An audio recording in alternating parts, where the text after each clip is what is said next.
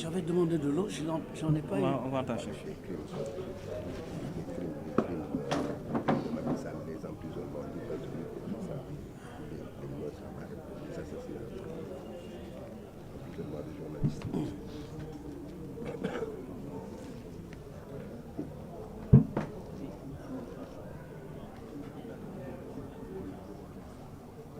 Mesdames, Messieurs, bonjour. D'abord, vous remercier, vous les journalistes, d'être venus nombreux, parce qu'à travers vous et grâce à vous, nous nous adressons à l'opinion nationale et internationale. Donc merci pour votre présence massive. Mes prédécesseurs ont bien entamé le sujet et nous allons compléter en disant que M. Ousmane Sonko, en réalité, est en prison depuis longtemps. Depuis longtemps parce que depuis qu'il avait été enlevé sur la route et ramené Manu Militari chez lui, on l'a pris en otage, on a fait le blocus chez lui. Personne ne pouvait ni entrer ni sortir. Sa famille ne pouvait pas sortir, lui-même ne pouvait pas sortir pendant 55 jours. C'est mettre quelqu'un en prison sous des formes illégales. Et quand on a levé le blocus, tout le monde a dit ça va être le dégel. Les gens ont commencé à respirer. Nous, les avocats, nous avons dit attention. Il y a peut-être quelque chose qu'ils sont en train de mijoter. Et ça n'a pas loupé. Parce que dès qu'il est sorti, sa première sortie pour aller à la mosquée, à son retour, comme vous l'avez su, il était en train d'être filmé par une dame. Pas par un gendarme. Par une dame qui était en civil, qui portait même, dit-on, le bracelet de Pastef. Comment peut-on, à ce moment-là, dire qu'on a arraché le téléphone d'un gendarme dont la voiture était en panne, d'une gendarme? Voilà la question qu'il faut se poser. C'était une personne en civil, une dame, qui filmait une personne, et la réaction normale d'une personne qu'on est en train de filmer, c'est de s'opposer à ça. On a parlé de vol de téléphone. Et à cette occasion-là, on a enfoncé la porte de sa maison et on l'a arrêté assez brutalement. Et on l'a amené. Et immédiatement, le procureur a pondu une déclaration pour dire qu'on l'a arrêté pour vol, etc. D'un téléphone. Évidemment, les Sénégalais ne pouvaient pas croire cela. Donc ça, c'était le vendredi. On a commencé à l'interroger avant même de lui notifier qu'il avait droit à être assisté par ses avocats. Donc ça, c'est une irrégularité. C'est après qu'on a averti les avocats qui sont venus. Alors, les conséquences immédiates de cette arrestation, comme vous l'ont dit nos confrères, c'est que ça fait tomber la contumace. Donc ça, le procureur a beau essayer de rectifier après en disant la contumace n'est pas concernée, mais tout le monde sait qu'on contumace dès qu'on l'arrête, dès que les officiers de police l'arrêtent, on ne peut plus parler de contumace. Il doit être rejugé. Mais comme ils savent que ça ne les arrange pas, ils ont dit que ça n'en fait pas partie et qu'ils l'ont arrêté pour plusieurs délits. Alors ces délits, c'est fondé sur quel fait? Monsieur le procureur a été très fort dans ce qu'il a fait. Moi, je l'appelle le procureur tailleur.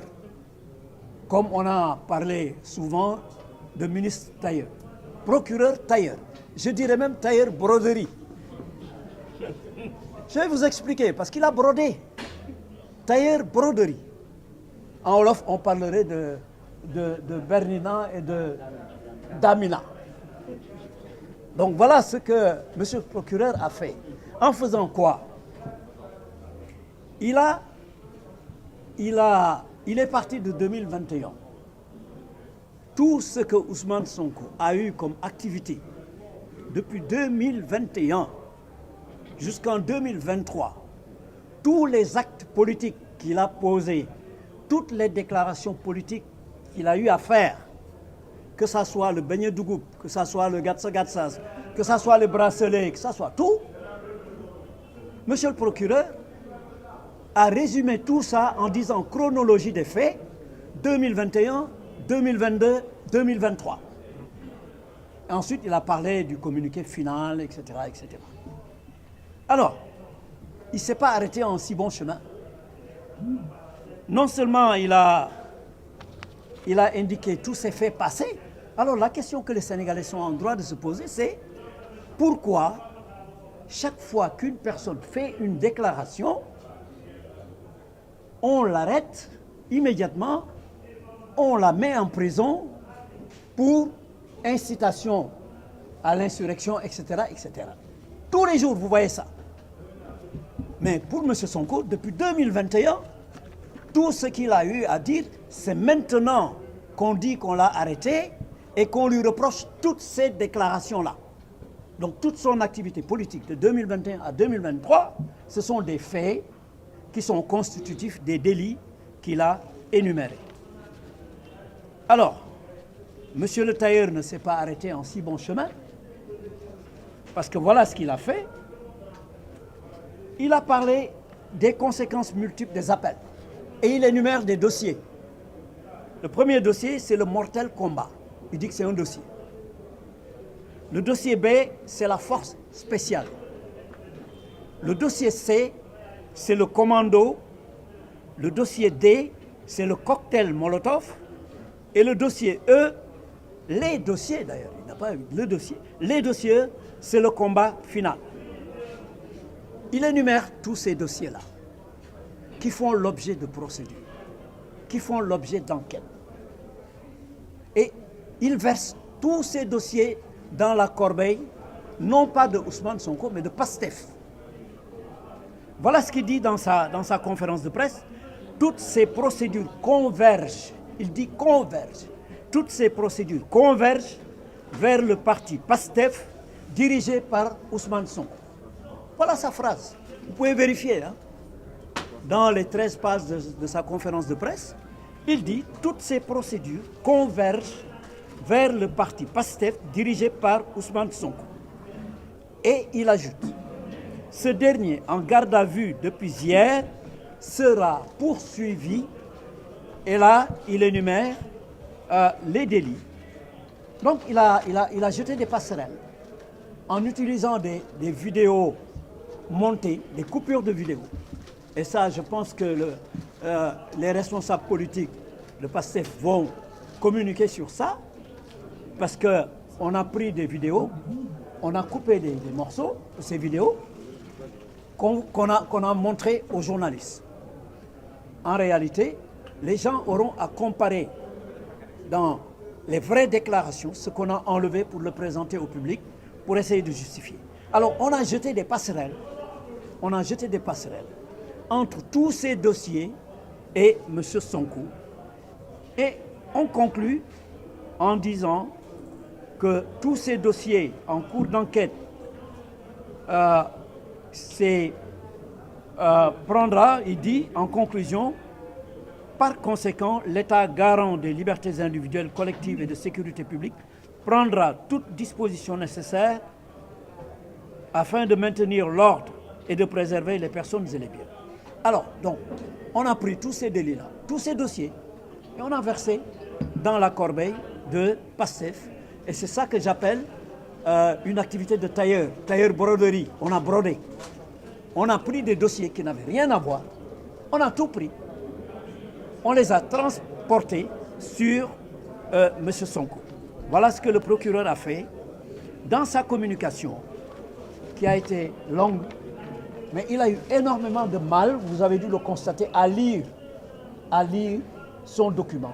Parce que manifestement, il n'est pas l'auteur de ce document. Et il a dit lui-même c'est sa hiérarchie, qui l'a autorisé à faire ce qu'il a fait. En tout cas, les 7 délits qu'il a énumérés remonteraient pour la plupart depuis 2021. Et comme je dis, comment on a pu attendre 2023, juillet 2023, pour dire à M. Sonko, tout ce que vous avez fait, déclaré, toutes les actions que vous avez menées depuis 2021, c'est maintenant qu'on vous poursuit.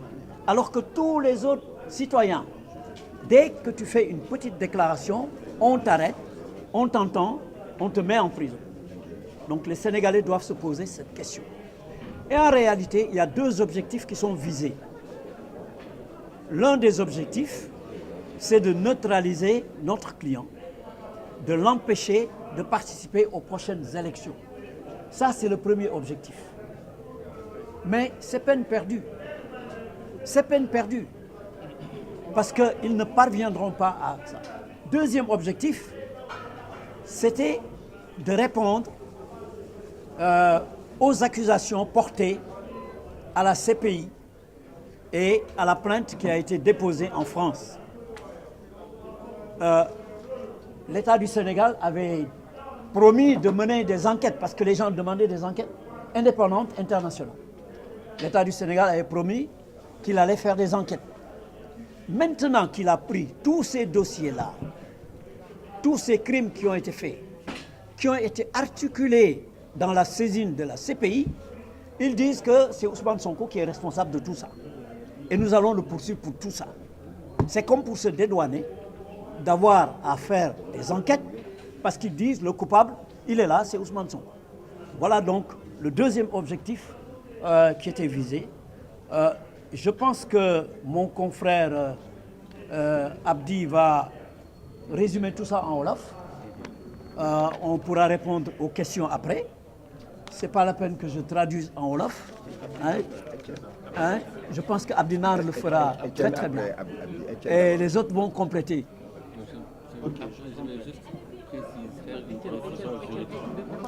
En tout cas, retenez bien que monsieur le procureur a fait œuvre de broderie. Hein?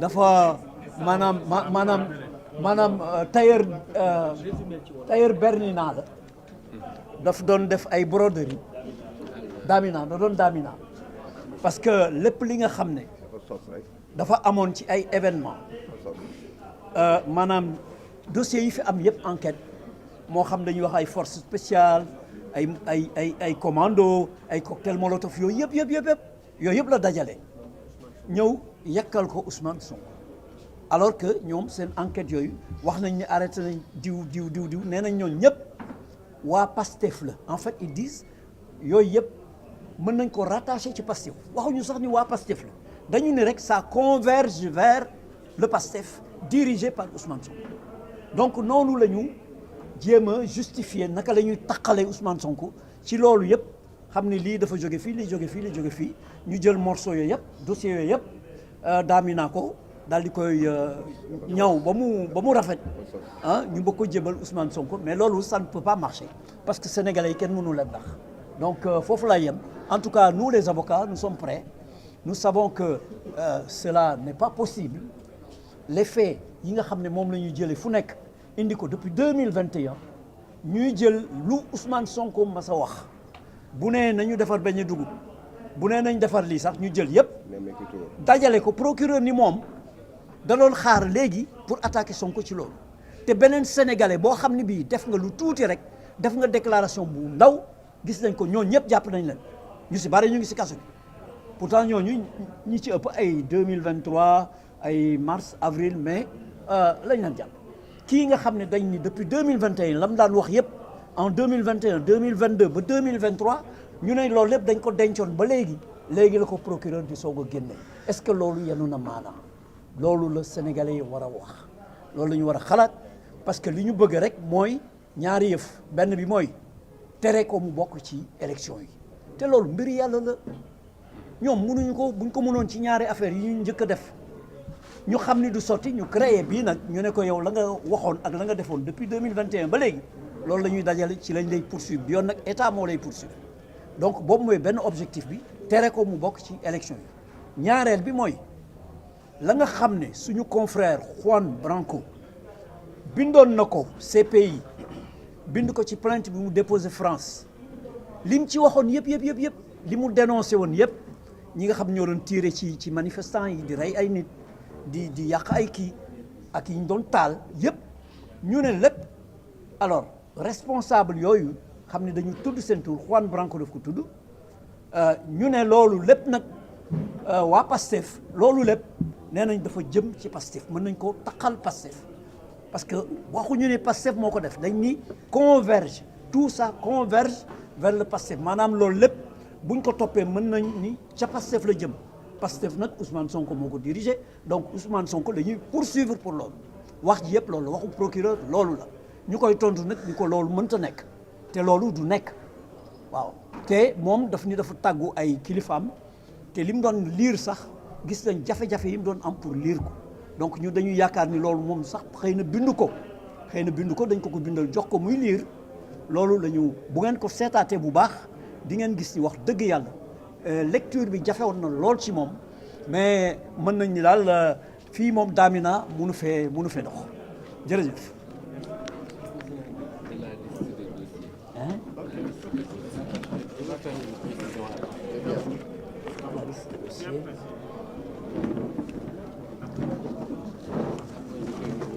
D'accord.